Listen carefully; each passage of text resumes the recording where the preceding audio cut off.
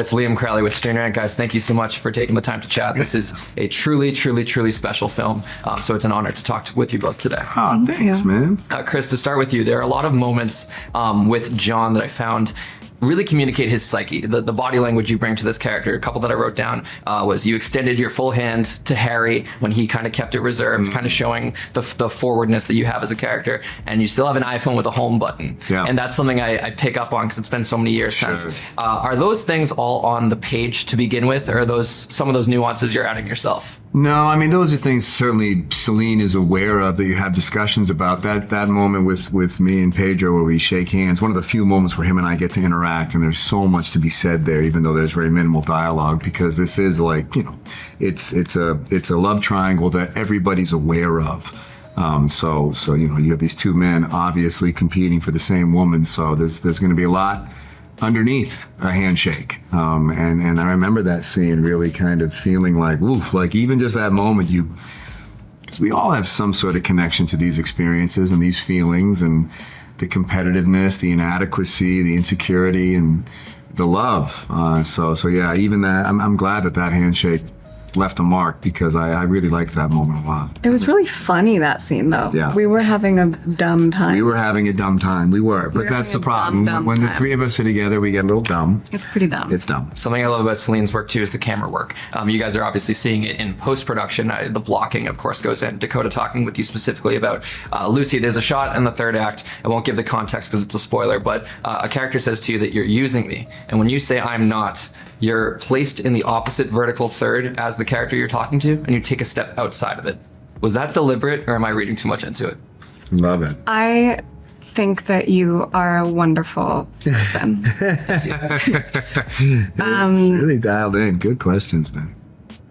I would love to say it's deliberate, but no. Just say just very... Just say it. Like, I don't... what's the word I'm looking for? Intuitive? Sure. Yeah. Blocking communicates so much with a film like this. Chris, I'd be remiss if I didn't, ask you. Do you want to be a director? I would love to do that one day. I was going to say, you got the eye for it. Yeah, you're picking up on all that means a lot. Chris, what's the over/under on how many times you've been asked about Steve Rogers today? You know what? It hasn't really happened. You might be the first. You are? Okay. Who's you're so sweet. It's Captain America. I'll say. Oh, right. There was a report in December. Because I love Marvel. You love it. You can't get enough of it. You're like, Marvel, sign me up. You know what? Who else can't get enough of me and Marvel is the whole world. I liked the third act of Madam Web. I'll say that. You're the only one. There you go. It was fun. It was fun to explore that version of New York. Chris, I know you're not going to confirm or deny anything with Avengers related, but I will ask. Obviously, Downey's coming back. The Russos are coming back. As friends, outside of as colleagues, have you talked to them since they signed the dotted line? Yeah, I talk to them all the time. It's where Pedro is right now. I mean, it's sad to be away. It's sad to not be back with the band, but I'm sure they're doing something incredible, and I'm sure it's going to be that much harder when it comes out and you feel like you weren't invited to the party. Is it weird to see Downey as a villain? I mean, I can't wait to see what he does. I'm sure it's going to be incredible. He's a villain now? Yeah, he's Dr. Doom now. Yeah. You can do that? Well, just choose. When I first heard it, I was like, but it's almost like it's like cheese in the crust. You're like, there's nothing more we can do with this pizza, and then you're like, oh damn, you know what else? What if we did this? Whoa. Yeah. I'll wrap up this, guys. I can't. You didn't like the cheese in the crust? I want to circle back to materials to wrap up. Something said at the beginning of this film is that a partner that a character has makes her feel valuable. And it's said in a bit of a superficial way, but it is true. There are those moments, there are those people that you connect with in life that make you feel valuable. For you two as actors, whether it be a director casting you in a role, a part that you got, what was that first moment where it clicked, where you felt that sense of value as an actor? Great question. Celine. It's Celine. Celine. Well, Celine worshipped Dakota. It was tough as an actor, she'd be like, all right, cut, great. Everyone was great. Dakota. Oh, and you're like, okay. How was I, Celine? Like, Celine just And she'd be like, "What's your name again?" Yeah, she'd be like, "Hi, sorry, you were just. Can we just do it again? Just Chris, just yeah." Step right out of the. No, she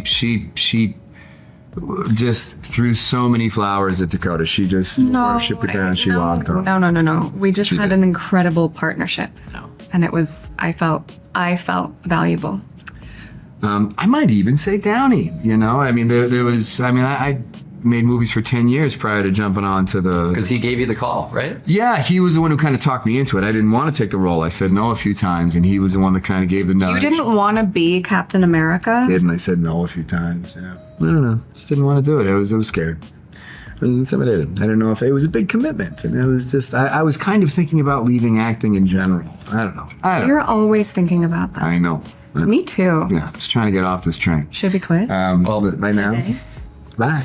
After this film, please don't leave acting. You both have, incredible works. I'll say Downey. Yeah, I'll wrap with this. I did just want to say a couple of thank yous because truly this, I feel, is like a formative movie for me. We all have those movies that like make us think and reevaluate how we approach life. For me, it's always been About Time, Perks of Being a Wallflower, and Interstellar. Those are like my three that give me a perspective on great list. love, relationships, sense of self. And I had the same feeling leaving the press screening for this.